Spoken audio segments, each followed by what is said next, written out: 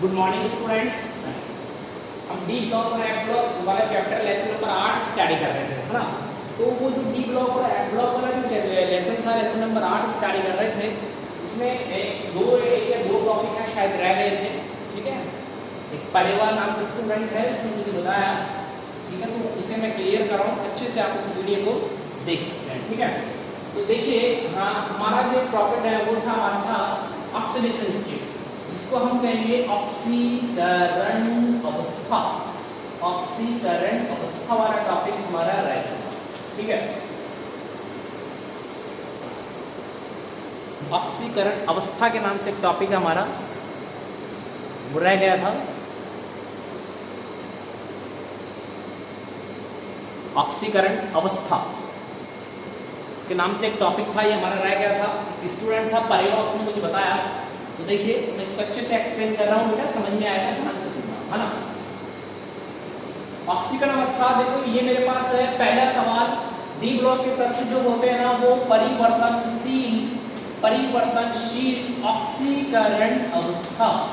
D block के तत्व होते हैं वो परिवर्तनशील ऑक्सीकरण अवस्था प्रदर्शित करते हैं। डी ब्लॉक के तत्व परिवर्तनशील ऑक्सीकरण अवस्था प्रदर्शित करते हैं। जो डी ब्लॉक के तत्व होते हैं वो परिवर्तनशील ऑक्सीकरण अवस्था प्रदर्शित करते हैं, ऐसा होता है।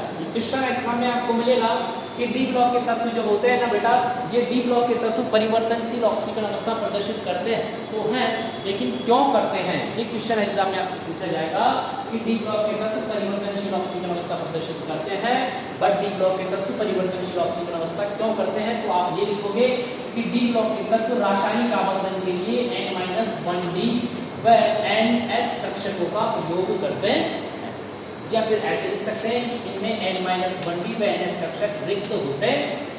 क्वेश्चन का आंसर समझ में आएगा। क्वेश्चन ये है कि डी ब्लॉक के तत्व परिवर्तनशील ऑक्सीकरण अवस्था प्रदर्शित करते हैं, क्यों।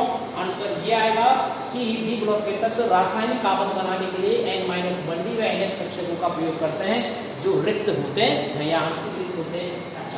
ठीक है, अब देखिए, पहला जो तत्व मेरे पास आया बेटा स्टैंडियम आया, दूसरा जो तत्व है मेरे पास टाइटेनियम है, तीसरा जो आया वैनेडियम आया, फिर क्रोमियम आया, फिर मैग्नीज आया, फिर फेरियम आया, फिर कोबाल्ट आया, फिर निकेल आया, फिर कॉपर आया और फिर जिंक आया। ये सारे एलिमेंट्स होते हैं मेरे पास। ठीक है, अब देखिए स्कैंडियम की बात करते हैं। स्कैंडियम का एटॉमिक नंबर होता है 21, इसका होता है बेटा 22, इसका होता है 23, इसका होता है 24, इसका होता है बेटा 25, इसका होता है बेटा 26, इसका होता है 27, इसका होता है 28, इसका होता है 29 और इसका होता है 30।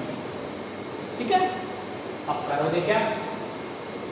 स्कैंडियम आर्गन मतलब 18, इसका भी इलेक्ट्रॉनिक कॉन्फ़िगरेशन आता है, दैट इज 3d14s2, है ना। 3d14s2 होगा।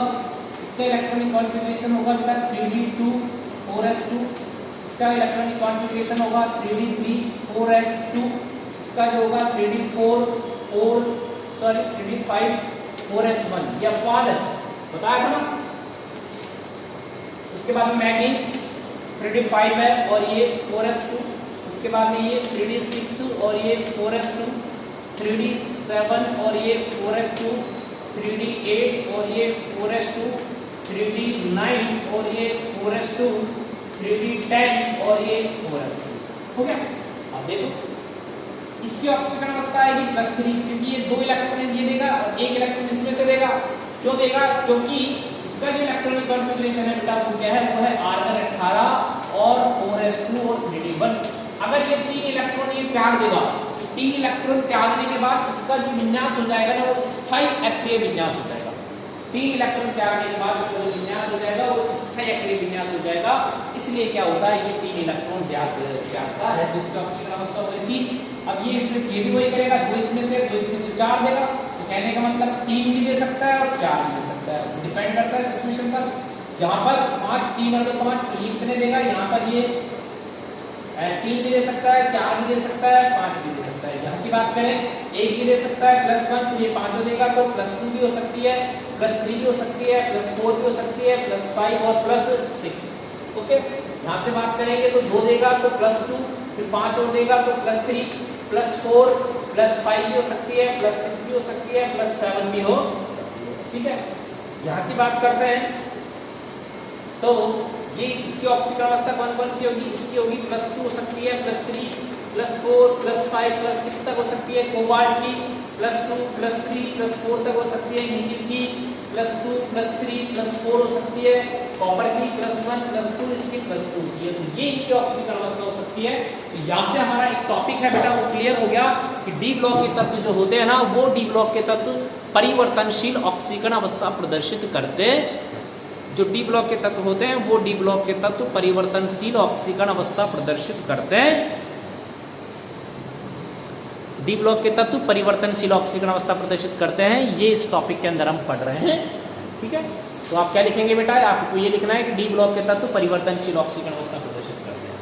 पहला सवाल ये है, डी ब्लॉक के तत्व परिवर्तनशील ऑक्सीकरण अवस्था प्रदर्शित करते हैं। क्यों? क्योंकि इनमें ये रासायनिक आबंधन के लिए 1 - ND में NH कक्षक का उपयोग करते हैं, अर्थात रिक्त होते हैं। ठीक है, दूसरा सवाल जिसमें से पूछा जाएगा, दूसरा सवाल ये पूछा जाएगा कि कौन सा संक्रमण तत्व मात्र एक ऑक्सीकरण अवस्था प्रदर्शित करता है? तो ये वाला।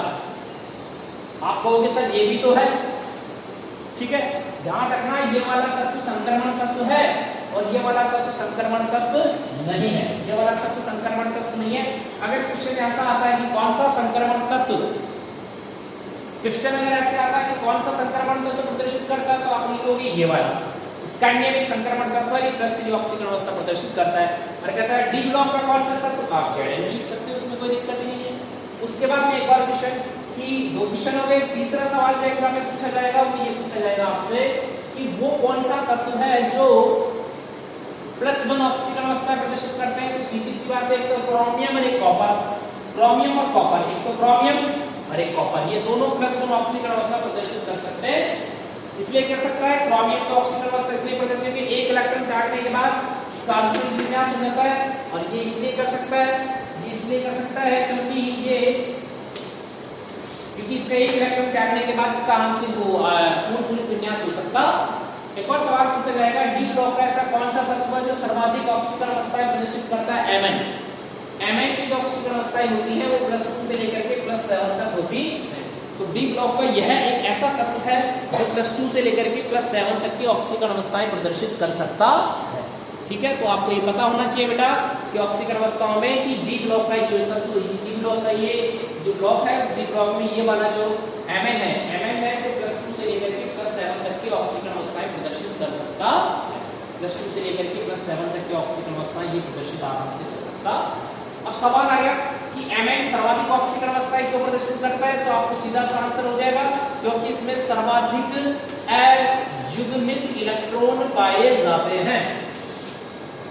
क्योंकि इसमें सर्वाधिक अयुग्मित इलेक्ट्रॉन पाए जाते हैं, इसलिए ये सर्वाधिक ऑक्सीकरण अवस्थाएं प्रदर्शित करता है। आंसर हो जाएगा, इसमें सर्वाधिक अयुग्मित इलेक्ट्रॉन पाए जाने के कारण, इसमें सर्वाधिक अयुग्मित इलेक्ट्रॉन पाए जाने के कारण सर्वाधिक ऑक्सीकरण अवस्थाएं प्रदर्शित करता है। तो इसमें से 3-4 क्वेश्चन ही हैं जो एग्जाम में पूछे जाते हैं। एमएन सर्वाधिक ऑक्सीकरण अवस्था प्रदर्शित करता है क्यों? क्योंकि इसमें सर्वाधिक अयुग्मित इलेक्ट्रॉन पाए जाते हैं। कौन से दो तत्व हैं जो +1 ऑक्सीकरण अवस्थाएं प्रदर्शित करते हैं? दैट इज क्रोमियम और कॉपर, जो +1 ऑक्सीकरण अवस्थाएं प्रदर्शित करते हैं। नेक्स्ट अगर बात करें तो Zn होता है मात्र 1 ऑक्सीकरण अवस्था +2, स्कैंडियम होता है मात्र 1 ऑक्सीकरण अवस्था +3 प्रदर्शित करता है। अब देखिए ज्यादातर इनकी जो उच्च ऑक्सीकरण अवस्थाएं होती है ना, या तो ऑक्साइड में होती है, डी ब्लॉक के जो तत्व हैं इनकी उच्च ऑक्सीकरण अवस्था या तो ऑक्साइड में ही होती है या फिर फ्लोराइड में होती है। ऐसा क्यों भाई? क्योंकि ऑक्सीजन के फ्लोरीन की विद्युत ऋणता ज्यादा होती, तो ऑक्सीजन के फ्लोरीन की विद्युत ऋणता ज्यादा होने के कारण, ऑक्सीजन और फ्लोरीन की विद्युत ऋणता ज्यादा होने के कारण इनकी ऑक्सीकरण अवस्थाएं उच्च ऑक्सीकरण अवस्थाएं होती हैं। एक और इसमें चीज है जो समझने की वो है कि डी ब्लॉक के तत्व है ना, वो एक तो आयनिक यौगिक, डी ब्लॉक के जो तत्व होते हैं ना वो एक तो आयनिक यौगिक भी बनाते हैं और एक सह संयोजक यौगिक भी बनाते हैं। तो डी ब्लॉक के तत्व दोनों प्रकार के यौगिक बनाते हैं, आयनिक टाइप्स के यौगिक बनाते हैं डी ब्लॉक के तत्व, और डी ब्लॉक के तत्व होते हैं जो सहसंयोजक प्रकार के यौगिक भी बनाते हैं। तो डी ब्लॉक के तत्व हैं वो आयनिक और सहसंयोजक दोनों प्रकार के यौगिक बनाते हैं। ध्यान रखना, अगर निम्न ऑक्सीकरण अवस्था रहेगी, अगर इनकी ऑक्सीकरण अवस्था निम्न रहेगी तो ये कौन से बनाएंगे? आयनिक यौगिक बनाएंगे। और यदि इनकी ऑक्सीकरण अवस्था बेटा उच्च रहेगी तो ये कौन से यौगिक बनाएंगे? सहसंयोजक यौगिक बनाते हैं। तो ये आपको याद रखना है, निम्न ऑक्सीकरण अवस्था में ये आयनिक यौगिक बनाते हैं और उच्च ऑक्सीकरण अवस्था में बेटा ये सहसंयोजक यौगिक बनाते हैं। ये सारी चीजें आपको ध्यान रखनी है। एक चीज इसमें जो स्पेशल है वो ये है कि इनमें धातु की ऑक्सीकरण अवस्था शून्य भी हो सकती है। धातु की शून्य ऑक्सीकरण अवस्था, धातु की ऑक्सीकरण अवस्था ना बेटा शून्य भी हो सकती है। वो कैसे हो सकती है वो देखिए। धातु की ऑक्सीकरण अवस्था शून्य हो सकती है धातु कार्बोनिल में। इसमें धातु कार्बोनिल, जो धातु कार्बोनिल होते हैं उन धातु कार्बोनिल में धातु की ऑक्सीकरण अवस्था शून्य होती है। फॉर एग्जांपल मैंने लिखा NiCO4, ये एक धातु कार्बोनिल है, इसमें Ni की ऑक्सीकरण अवस्था शून्य होगी। मैंने लिखा FeCO5, FeCO5 भी एक धातु कार्बोनिल है, इसमें धातु की ऑक्सीकरण अवस्था शून्य होगी। मैंने लिखा CrCO6, ये भी एक धातु कार्बोनिल है, इसमें धातु की ऑक्सीकरण अवस्था शून्य। तो सीधी सी बात आपको ये ध्यान रखनी है कि धातु की ऑक्सीकरण अवस्था शून्य भी हो सकती है। हाँ बिल्कुल धातु की ऑक्सीकरण अवस्था शून्य हो सकती है। इसमें हो सकती है धातु कार्बोनिल में धातु की ऑक्सीकरण अवस्था शून्य हो सकती। तो ये मेरे पास एक टॉपिक है, तो ऑक्सीकरण अवस्था वाला टॉपिक हो गया। क्वेश्चन मैंने आपको बता दिया, आप पीडीएफ फाइल पढ़ोगे आपको क्वेश्चन मिल जाएंगे। क्या क्वेश्चन इसमें से आने वाले हैं, क्या उनके आंसर। एक बात जो आपको इंपॉर्टेंट है, मैंने जो आपको नोट्स दिए वो एवरग्रीन है, इनको पढ़ लेना, ठीक है। इनके बाहर एक क्वेश्चन नहीं जाता, आज तक ऐसा नहीं हुआ और ना भविष्य में होगा, ठीक है। तो आप अच्छे से पढ़ो बस नोट्स को, कुछ नहीं होगा, आराम से इनको समझिए, ठीक है। एक और चलो आगे चलते हैं थोड़ा और। ये हमारा जो टॉपिक है वो खत्म हो गया। इस टॉपिक का नाम था हमारा, कौन सा था, ऑक्सीकरण अवस्था वाला टॉपिक हमारा फिनिश, ठीक है। इसमें आपको कोई दिक्कत नहीं आएगी। अब एक हमारा जो अगला टॉपिक है वो है मेरा है चुंबकीय गुण, ठीक है। चुंबकीय गुण, चुंबकीय गुण को अंग्रेजी में लिखते हैं मैग्नेटिक प्रॉपर्टीज। मैग्नेटिक प्रॉपर्टीज की बात करते हैं चुंबकीय गुण, ठीक है। मैग्नेटिक प्रॉपर्टीज का मतलब होता है चुंबकीय गुण। आपको पता है ये परमाणु है, इस तरह परमाणु को बनाया जाता है। ये परमाणु का नाभिक है, ये इलेक्ट्रॉन है, एक इलेक्ट्रॉन इसके चारों ओर चक्कर लगाता है। ये परमाणु का नाभिक है, ये इलेक्ट्रॉन है, ये इलेक्ट्रॉन इसके चारों ओर चक्कर। आपको ये पता है जब कोई आवेशित कण वृत्ताकार मार्ग में चक्कर लगाता है तो वह चुंबकीय आघूर्ण उत्पन्न करता है। ध्यान रखना, जब कोई आवेशित कण वृत्ताकार मार्ग में चक्कर लगाता है तो चुंबकीय क्षेत्र उत्पन्न करता है। चुंबकीय क्षेत्र से हम चुंबकीय आघूर्ण की गणना कर सकते हैं। अब ये इलेक्ट्रॉन जब चक्कर लगा रहा है तो ये दो प्रकार के गति करेगा। एक तो ये करेगा चक्रण गति, एक तो करेगा ये चक्रण गति, और एक करेगा ये वर्षा गति कक्षीय। मतलब एक इलेक्ट्रॉन, ये इलेक्ट्रॉन है, ये प्रणाली का इलेक्ट्रॉन किसी के और चक्कर लगाएगा, और एक इलेक्ट्रॉन खुद की अक्ष पर भी चक्कर लगा सकता है। खुद की अगर अक्ष पर चक्कर लगाएगा तो इसे कहेंगे चक्रण गति। अगर इलेक्ट्रॉन खुद की अक्ष पर अगर चक्कर लगा रहा है तो इसे कहेंगे चक्रण गति, और यदि इलेक्ट्रॉन किसी के चारों ओर चक्कर लगा रहा है तो इसे कहते हैं कक्षीय गति। दो तरह की हो गई। इसको कहते हैं म्यूएस। म्यूएस का मतलब होता है स्पिन मोशन, स्पिन चक्रण चुंबकीय आघूर्ण। और ये हो गया ओबी। ओबी का मतलब हो जाएगा कक्षक चुंबकीय, ठीक है। तो मैं ऐसे लिख देता हूँ यहाँ पर बेटा, मैंने यहाँ पर लिख दिया कि चुंबकीय आघूर्ण जो होता है, चुंबकीय आघूर्ण ये योग होता है, टोटल होता है किसका, ये योग होता है कक्षीय चुंबकीय आघूर्ण, कक्षीय चुंबकीय आघूर्ण प्लस चक्रण चुंबकीय आघूर्ण, दोनों का योग होता है। कौन, चुंबकीय आघूर्ण, ठीक है। तो म्यू है ना बराबर होता है म्यू एस प्लस म्यू ओबी, दोनों के योग के बराबर आता है चुंबकीय आघूर्ण। और आपको पता है चुंबकीय आघूर्ण का मात्रक होता है बेटा बोर मैग्नेटॉन। चुंबकीय आघूर्ण का मात्रक क्या होता है, बोर, ठीक है। 1 pm बराबर क्या होता है, तो 1 pm बराबर हमारे पास इसका फॉर्मूला होता है, 1 pm बराबर होता है EH अपॉन 4 पाई mc। इस वाले से हम ये निकाल सकते हैं 4 पाई mc, इस वाले से हम ये निकाल सकते हैं चुंबकीय आघूर्ण निकाल सकते हैं। मतलब आपसे सवाल पूछा जाएगा भाई चुंबकीय आघूर्ण का मात्रक क्या होता है, तो चुंबकीय आघूर्ण का जो मात्रक होता है बोर मैग्नेटॉन। चुंबकीय आघूर्ण का मात्रक क्या होता है, तो आप कह रहे हो चुंबकीय आघूर्ण जो होता है उस चुंबकीय आघूर्ण का मात्रक होता है बेटा बोर मैग्नेटॉन, चुंबकीय आघूर्ण का मात्रक होता है। ठीक है। और एक इलेक्ट्रॉन होता है वो कितना चुंबकीय आघूर्ण उत्पन्न करता है, तो एक इलेक्ट्रॉन होता है 1.73 pm का चुंबकीय आघूर्ण उत्पन्न करेगा। वापस से समझिए, चुंबकीय गुण बढ़ रहे हैं, इलेक्ट्रॉन किसी नाभिक के चारों चक्कर लगाता है, जब इलेक्ट्रॉन नाभिक के चारों चक्कर लगाता है तो दो प्रकार की गति करता है, चक्रण गति और कक्षीय गति। चक्रण गति के द्वारा जो चुंबकीय आघूर्ण उत्पन्न होगा उसे कहेंगे चक्रण चुंबकीय आघूर्ण, और कक्षीय गति के कारण जो चुंबकीय आघूर्ण उत्पन्न होगा उसे कहेंगे कक्षीय चुंबकीय आघूर्ण। तो म्यू बराबर म्यू एस प्लस म्यू ओबी, चक्रण चुंबकीय आघूर्ण और कक्षक चुंबकीय आघूर्ण, ये हो जाएगा बीएम, बीएम का मतलब हो जाएगा बोर मैग्नेट्रॉन। अब आपको ये पता होना चाहिए एक बीएम का मतलब होता है एक बोर मैग्नेट्रॉन बराबर हो जाएगा EH अपॉन 4 पाई, एक बोर मैग्नेट्रॉन बराबर हो जाएगा EH अपॉन 4 पाई। ठीक है, ये बोर मैग्नेट्रॉन हो गया। एक इलेक्ट्रॉन के द्वारा कितना 1.73 बोर मैग्नेट्रॉन का चुंबकीय आघूर्ण उत्पन्न होता है। ठीक है, E बराबर है आवेश, H बराबर है प्लैंक कांस्टेंट, पाई तो आप हो जाता है 1.37 आ जाएगा, मास ऑफ इलेक्ट्रॉन आ जाएगा, C is the velocity of light, C is the velocity of light, प्रकाश का।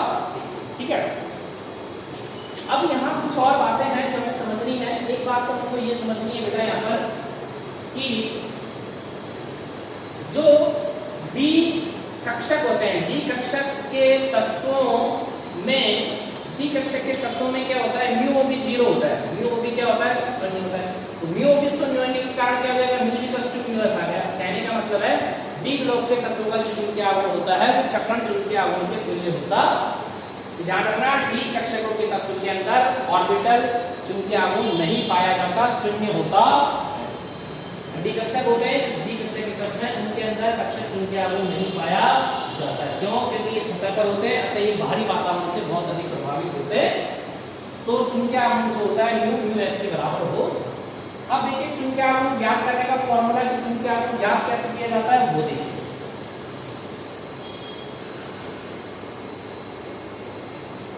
चुंबकीय आघूर्ण कैसे ज्ञात करेंगे वो देखिए।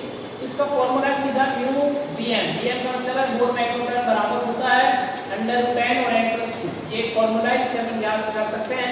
n बराबर होता है a यूनिट, n बराबर होता है a यूनिट इलेक्ट्रॉन की संख्या। n बराबर क्या हो जाएगा, n बराबर मेरे पास हो जाएगा a यूनिट इलेक्ट्रॉन्स की संख्या है बेटा। n बराबर क्या है, n equals to the a unit electrons की संख्या।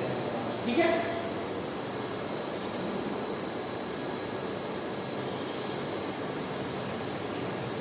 अब देखिए क्वेश्चन आया है यहाँ पर आपके पास कि Ti,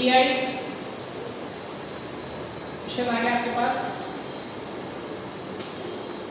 Ti+3 का चुंबकीय आघूर्ण ज्ञात करो। Ti टाइटेनियम, ठीक है, और स्कैंडियम टाइप 22, तो ये मेरे पास क्या आ जाएगा, आर्गन मतलब 18 और 20, 30 और 2 कितना हो जाएगा 22। अब ऑक्सीजन अवस्था कितनी आ रही है इसकी +3 का मतलब 2 इससे भी में तो 3d1, d1 का मतलब हो गया 1 इलेक्ट्रॉन आ गया, ये 1 इलेक्ट्रॉन।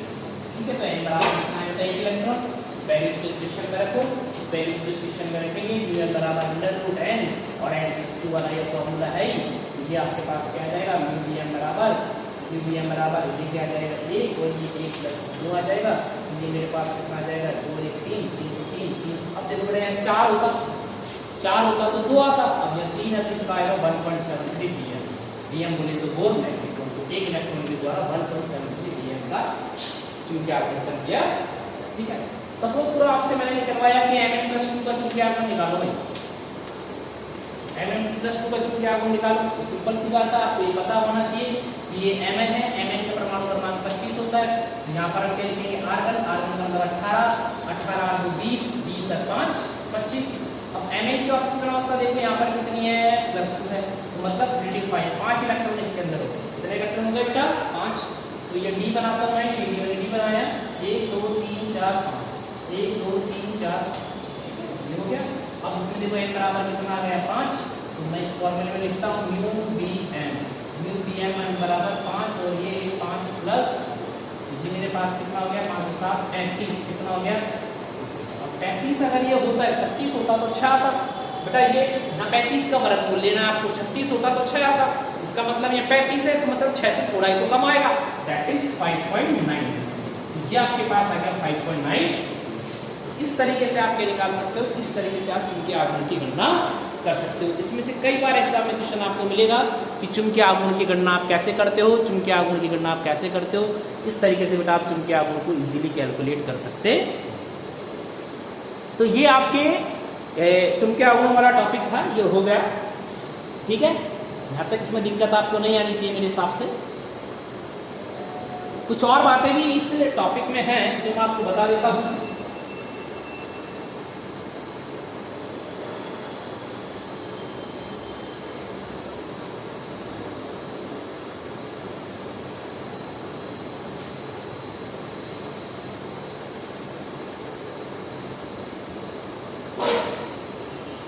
ध्यान रखना बेटा, एक इलेक्ट्रॉन जो होता है ना वो 1.73 बीएम का चुंबकीय आवेश उत्पन्न करेगा एक इलेक्ट्रॉन। अगर 2 इलेक्ट्रॉन होंगे तो 2.83 बीएम का चुंबकीय आवेश उत्पन्न करेंगे। अगर 3 इलेक्ट्रॉन होंगे तो 3.9 बीएम का चुंबकीय आवेश उत्पन्न करेंगे। इस तरीके से चुंबकीय आवेश उत्पन्न करते हैं। ध्यान रखना, जितने इलेक्ट्रॉन होते हैं उनके लगभग ही चुंबकीय आवेश उत्पन्न होता। ठीक है, अब देखिए चुंबकीय आवेश के आधार पर मैंने ना चुंबकीय गुणों के आधार पर तत्वों को 3 भागों में बांटा गया है। पहला तो होता है अणुचुंबकीय, पहला होता है अणुचुंबकीय, अणुचुंबकीय। दूसरा जो होता है वो होता है प्रतिचुंबकीय, दूसरा हो जाएगा वो हो जाएगा प्रतिचुंबकीय। और तीसरा जो मेरे पास आएगा दैट इज वो आएगा मेरे पास लोह चुंबकीय। तो 3 तरीके मेरे पास हो गए। पहला कौन सा हो गया? पहला हो गया प्रतिचुंबकीय अणुचुंबकीय, दूसरा हो गया प्रतिचुंबकीय और तीसरा मेरे पास क्या हो जाएगा? लोह चुंबकीय। अब तक हमारी बात हो गई प्रतिचुंबकीय, लोह चुंबकीय वगैरह ये हैं। तो देखिए अणुचुंबकीय का मतलब होता है अणु का मतलब वे पदार्थ चुंबकीय क्षेत्र में आकर्षित होते हैं। वे पदार्थ जो चुंबकीय क्षेत्र में आकर्षित होते हैं और इनमें अयुग्मित इलेक्ट्रॉन पाए जाते हैं। वे पदार्थ चुंबकीय क्षेत्र में आकर्षित होते हैं तथा जिनमें अयुग्मित इलेक्ट्रॉन पाए जाते हैं वे अणुचुंबकीय पदार्थ कहलाते हैं। प्रतिचुंबकीय पदार्थ वे पदार्थ चुंबकीय क्षेत्र में प्रतिकर्षित होते हैं। वे पदार्थ चुंबकीय क्षेत्र में प्रतिकर्षित होते हैं और उनमें सारे इलेक्ट्रॉन क्या होते हैं? युग्मित होते हैं, वो प्रतिचुंबकीय पदार्थ कहलाते हैं। ठीक है, एक और आता है लोह चुंबकीय। वे पदार्थ चुंबकीय क्षेत्र में प्रबल रूप से आकर्षित होते हैं, प्रबल आकर्षित। वे पदार्थ जो चुंबकीय क्षेत्र में प्रबल रूप से आकर्षित होते हैं वो क्या कहलाते हैं? वो लोह चुंबकीय पदार्थ कहलाते हैं। अब जैसे कि देखो सुनो, ये मेरे पास कोई मैग्नेट है, इस मैग्नेट का ये वाला एंड कॉर्नर है और ये मैग्नेट का एस कॉर्नर है।